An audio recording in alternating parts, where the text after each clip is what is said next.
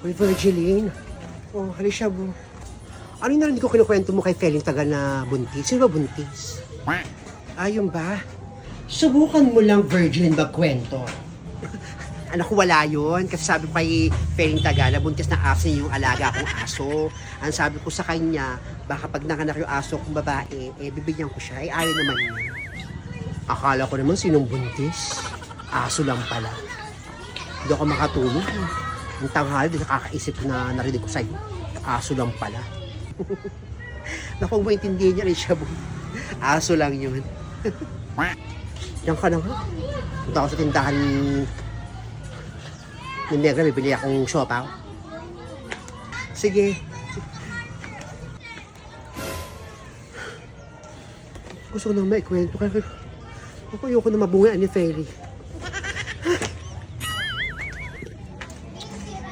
Oy, Negra, magkano itong munggo mo?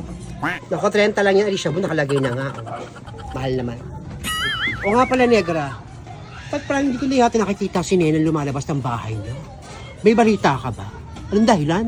Ba't siya lumalabas? Nandiyan lang sila sa bahay nila. Tsaka hindi lalabas yun kasi ayaw makakita ng adik sa mukhang adik.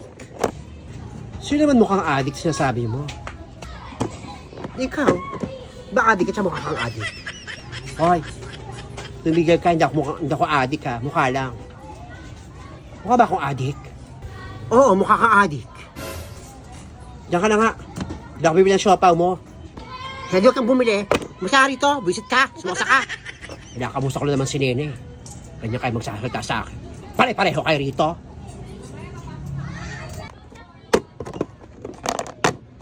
Sumosa!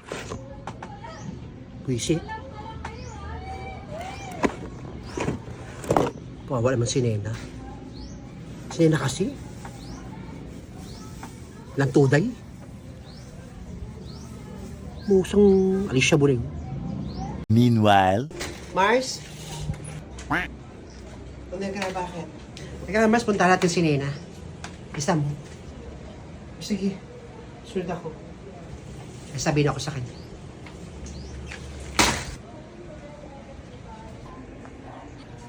Nena.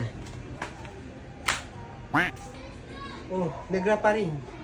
Sa tingin ko kailangan mo nang maglalabas-labas. Kasi marami naghahanap sa'yo eh. Naibubwis lang ako kung sasagot ko. Nena, tama si Negra. Lumabas-labas ka naman para magpa-araw ka.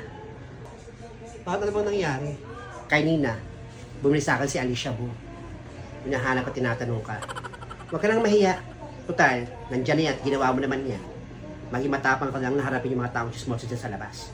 Di ba pare? Ano naman kung malaman nilang lahat na pregi ka, deadma lang. Huwag mo ang pansinin niyo mga kayo, ayoko mo nang lumabas. Ang dami gawain dito sa bahay. Tama mo lang linis-tinis. Nasa ba si Ninita?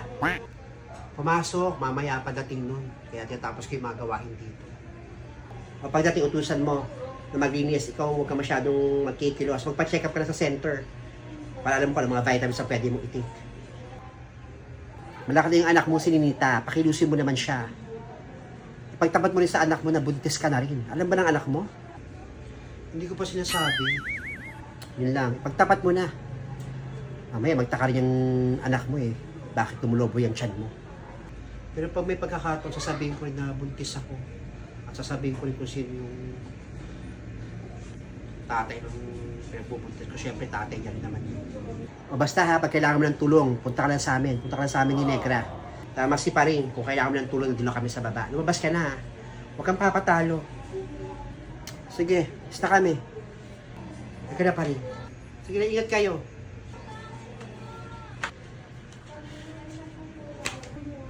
Concern sa akin talaga. At nangyari pa to sa akin. Pero tama sila.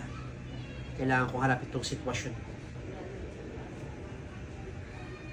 Pagpating ko ng bumili.